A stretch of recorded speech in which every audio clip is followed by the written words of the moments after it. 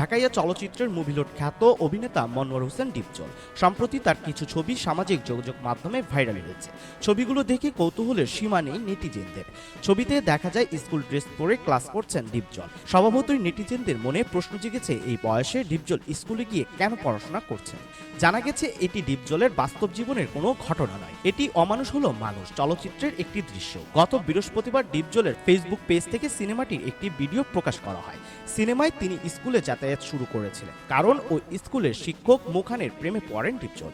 এরপর থেকে নানাভাবে ইমপ্রেশন করতে শুরু করেন মোকে, যদিও ক্লাসে মো তাকে পড়াতে চাননি। কারণ হিসেবে মো বলেন, যারা মাস্তানি গুন্ডামি করে তাদের দ্বারা শিক্ষা গ্রহণ করা সম্ভব নয়। এই সিনেমায় ডিপজল থাকেন একজন ভয়ঙ্কর সন্ত্রাসী। সেই সন্ত্রাসবাদ থেকে প্রেমে পড়ে যান ডিপজল। এরপর তার মধ্যে পরিবর্তন শুরু হয়। নেটিজেনরাও ডিপজলের এমন চরিত্র দেখে দারুণ বিনোদন পেয়েছেন। অনেকেই নানান রকম মন্তব্য করেছেন ভিডিও দেখে।